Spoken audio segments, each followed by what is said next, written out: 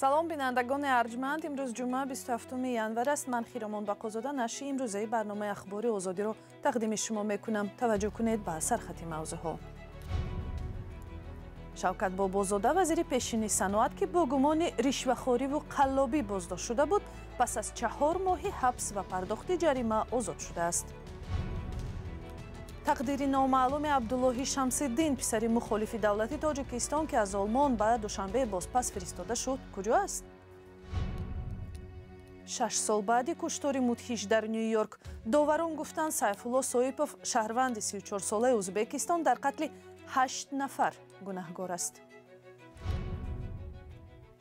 Шавкат Бобозода, вазири пешини саноат ва раиси собиқи оҷонси содироти Тоҷикистон, пас аз 4 моҳи ҳабс бо пардохти ҷарима озод шудааст. манобаи радиои Озодӣ гуфтанд, ҳукми додгоҳи ноҳияи Синои шаҳри Душанбе рӯзи 27 январ содир шуд. Бобозода дар қаллобӣ ба миқдори махсусан калон гумонбар буд. манбаи радиои Озодӣ дар додгоҳ гуфт, Шавкат Бобозодаро дар ҳаҷми 128 000 сомонӣ баробар ба $12,000 ҷарима бастанд. ӯ ҳамчунин гуфт ки Шавкат Бобозода беш аз $280,000 зарари давлатро низ ҷуброн кардааст. Бобозодаро тирамоҳи соли гузашта бо иттиҳоми ришвахорӣ дастгир карданд ва тафсилоти ин хабар дар вебсайти радиои Озодӣ дастрас аст. хонаводаи дар вилояти Хатлон мегӯяд, қазияи таҷовуз ба номуси духтари 16-солаи онҳо аз ҷониби мақомоти тафтишотӣ ҷиддӣ гирифта нашуд ва шахси муттаҳам дар ин ҷиноят аз ҷавобгарӣ озод мебошад. ҳодиса сентябри соли 2022 дар деҳае рух додааст ки муттаҳам ба таҷовуз ва ҷабр дида дар он сокин мебошанд. як эҳтимол ин аст ки парванда ба хотири хешовандони бонуфуз доштани ҷавони гумонбар дар содир кардани ҷиноят пеш намеравад.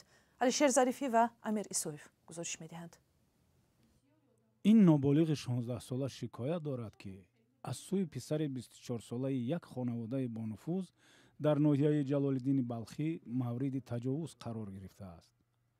мегӯяд, ҳодисаи ба сараш омада замоне рух дод ки 4 моҳ пеш ҷавони сарватманд бо кӯмаки ду рафиқаш ӯро аз роҳ иҷборан ба мошин савор карда ба манзиле бурд.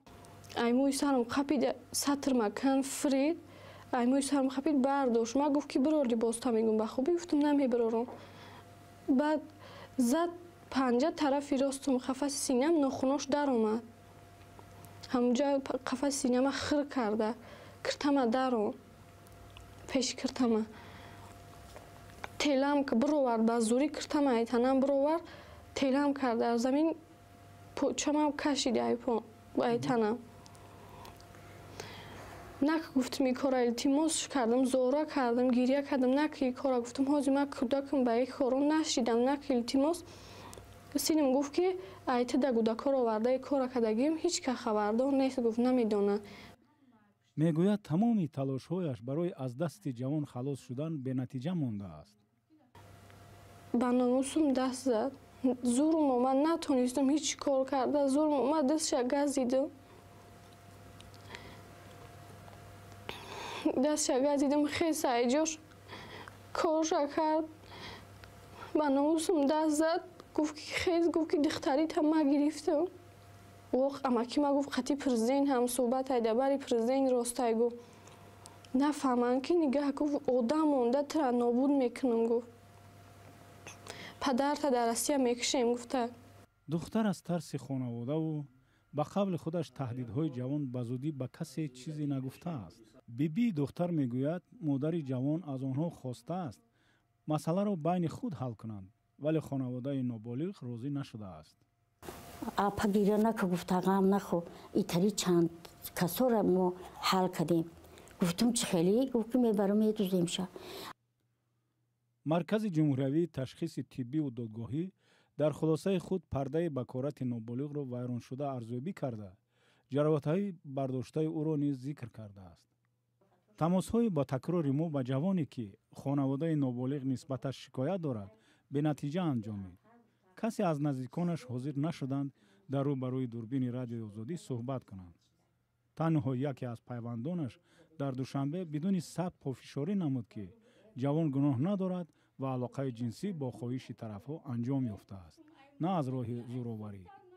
ин манбаъ ҳамчунин гуфт, گویا خانواده دختر راضی شد در عوض تاوان از شکایت دست کشد. اما طرف دختر این ادعا را رد کرد. در یک صحبت تلفنی از دادستانی ناحیه جلال‌الدین بلخی گفتند از سبب آن که دختر به سن 16 رسیده است و با میل طرفها علاقه جنسی صورت گرفته است، از آغاز پرونده جنایی خودداری نمودند. ولی نزدیکان نابالغ نگرانی دارند که پیوندان جوان در حکومت تاجیکستان افراد با نفوذند. برای همین در هیچ نهاد شکایتشان را جدی نمیگیرند. مقامات تاجیکستان هنوز خبر ندادند که عبدالله شمس‌الدین پسر یکی از فعالان حزبی در تاجیکستان ممنوع نهضت اسلامی به دوشنبه برده شده است یا نه و سرنوشت او چی خواهد شد.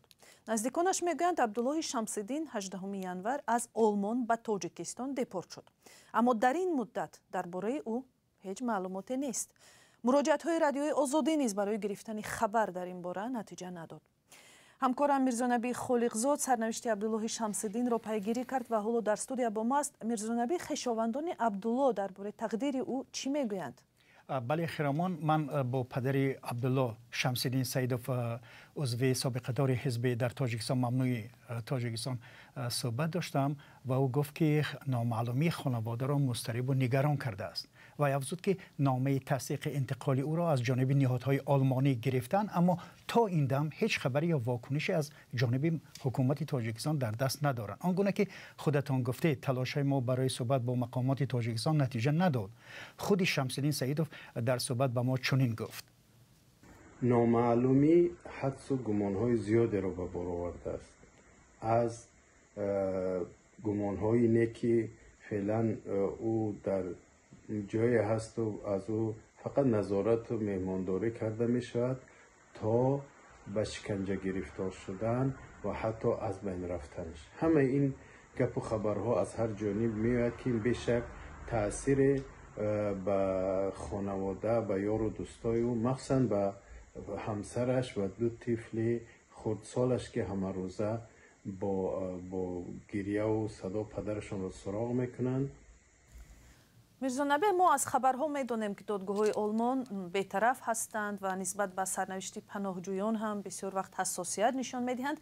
چی سبب شد این نوبت که قرار بازپس فرستاده شدن یک پسر مخالف دولت تاجیکستان را قبول کردند؟ ببینید، در واقع شمس‌الدین سیدوف روز 26 ینور نقل کرد که ورود پسرش عبدالله شمس‌الدین به قلمرو آلمان با معلومات خطا یکی از سبب‌های بازپس فرستادن شدنش به تاجیکستان شده است. یعنی وی نامش را عبدالله فرهاد نام گذاشته است به جای عبدالله شمس‌الدین. بعد از 3 دفعه رد شدن درخواست عبدالله شمس‌الدین، مقامات آلمان او را روز 18 ینور از این کشور اخراج کرده و به دوشنبه فرستادند.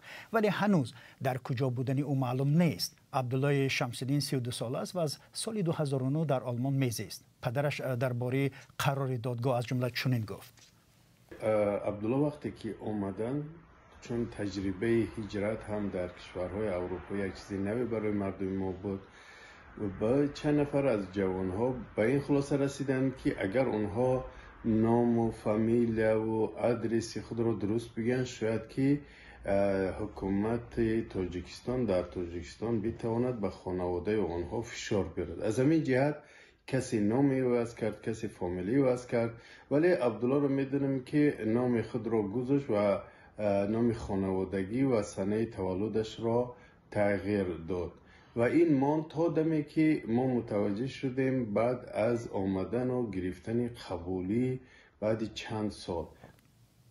همینطور شمس‌الدین سیدوف ادعا کرد که سرپیچی سفارت تاجیکستان در برلین از دادن سند هویت و دخالت آن به پرونده پناهندگی پسرش سبب اخراج عبدالله شمس‌الدین از آلمان شده است.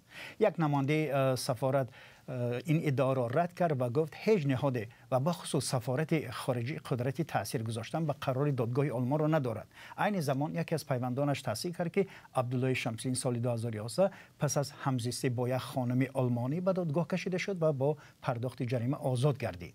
این از قصه.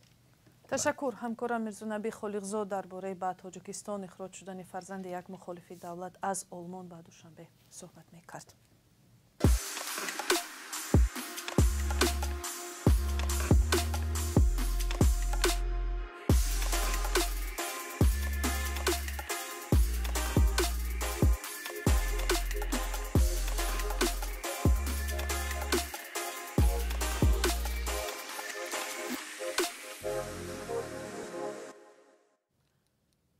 پنجشنبه هیئت داوران دادگاه فدرالی منهتن نیویورک سیفالله صویپوف را در قتل 8 نفر در سال 2017 مجرم دانست.